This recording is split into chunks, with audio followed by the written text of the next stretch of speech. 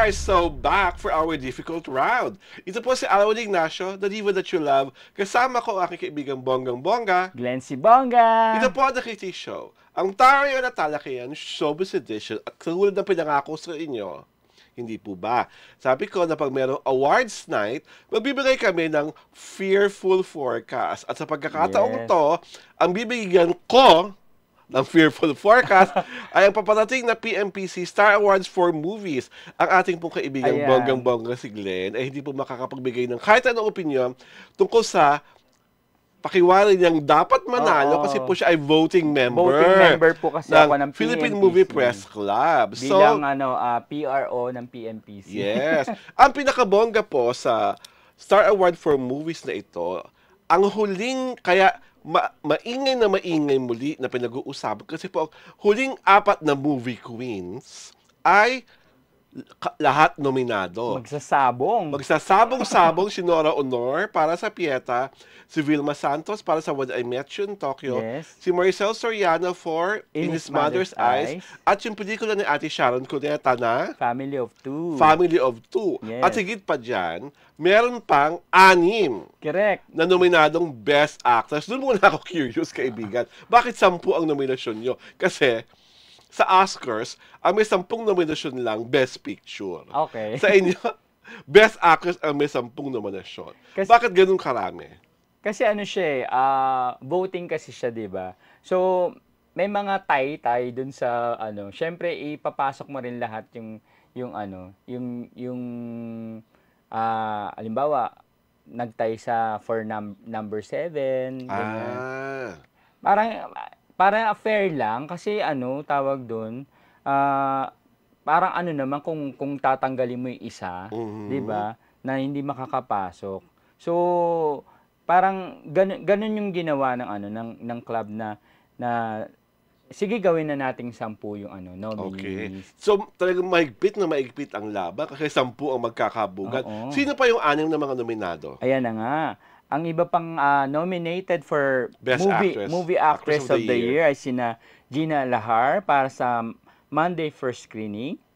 Tapos si Ai de las Alas para sa Litrato. O diba? Si Alessandra De Rossi sa What If Gladys Reyes para sa Apag. Of course, ang famous Best Actress na si Catherine Bernardo, A Very Good Girl. At ang syempre si Marian Rivera para sa Rewind. Okay. Ang fearful forecast ko para sa Movie Actress of the Year, it's a tie between Catherine Bernardo and Marian Rivera for Rewind.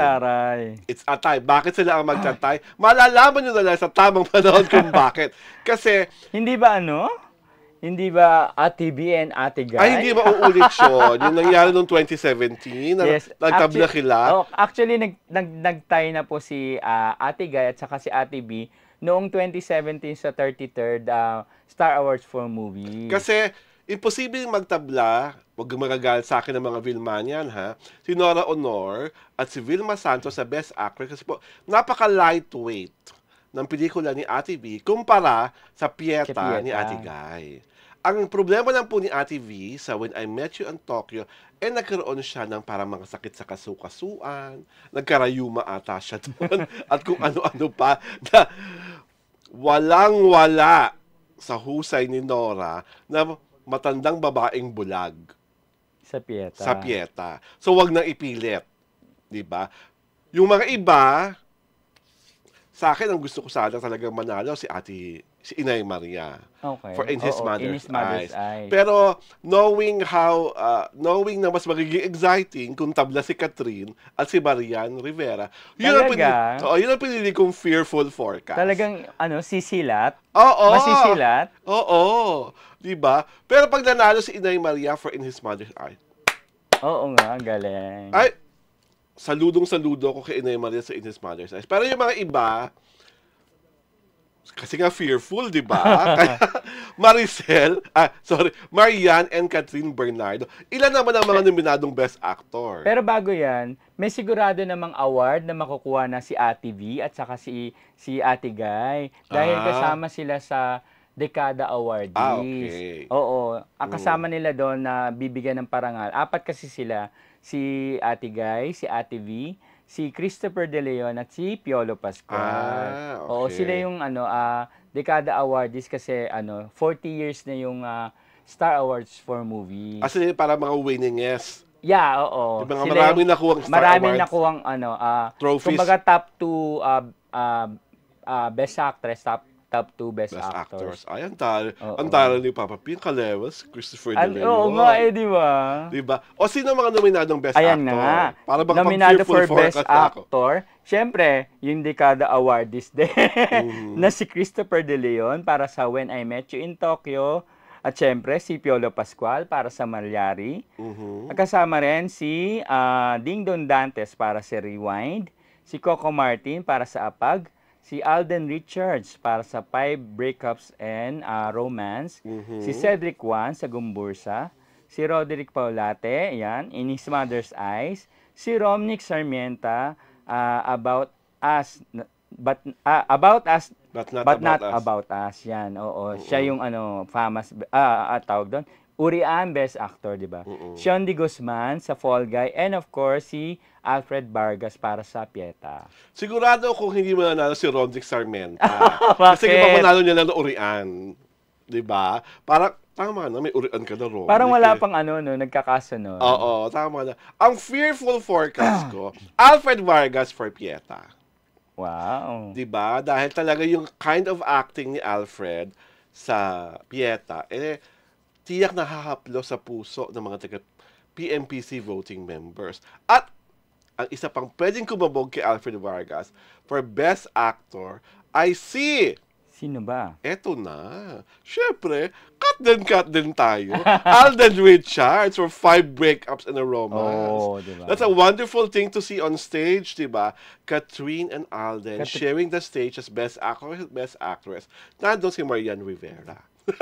Si Marian Rivera, katay si Kathryn. Hindi man lang. So, pwede si Alden at saka si Ding Dong. Hindi. Alam nyo, ito akin lang naman to, huwag magagalit ang mga fans si Ding Dong Dantes. Mas magaling po si Ding Dong Dantes sa Firefly. Yung maikling niyang role na lumaking yuwan, mas mahulaki po siyang, mas mahusay po siya doon.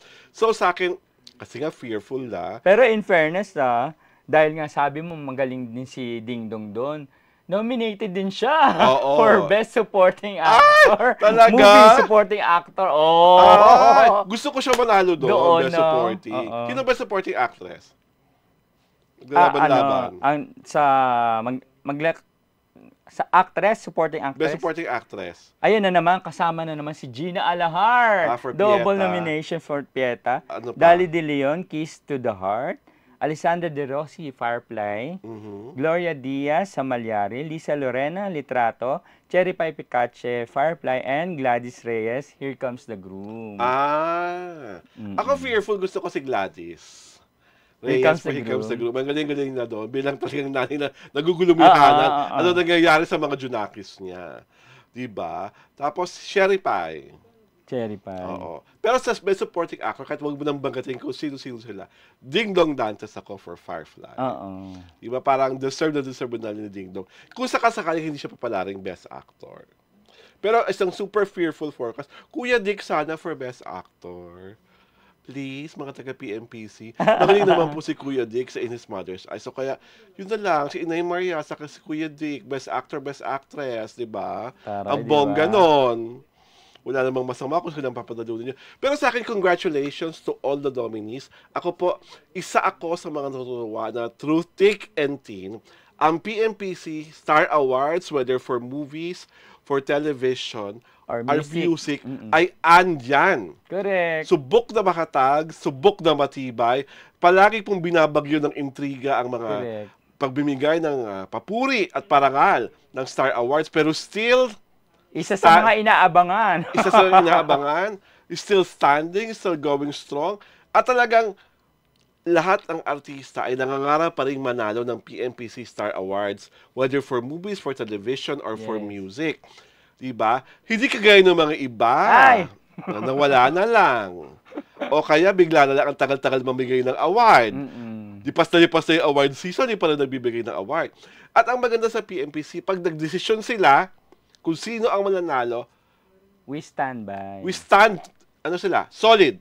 They stand together with their choices. Kaya palakpakan ng maraming sigawan Thank you, para Diva. sa PMPC Star Award for Movies. At syempre pa, ito po si Alwin Ignacio, The Diva That You Love. Kasama ko ang aking kaibigang bonggang-bongga, Glenn C. Bongga. ito po ang Kikiti Show, ang Tarya na Talakayan Showbiz Edition na inaanyayahan kayong manood, tumutok, at mag-subscribe sa aming YouTube channel, sa Jolly Tirada YouTube channel. At syempre, panoorin kami sa aming Facebook pahina. Pinapalabas po ang The Kikiti Show tuwing Sabado at Linggo, alas 4 ng hapon. So ano pa nga ba, blooming na dapat yung gawin?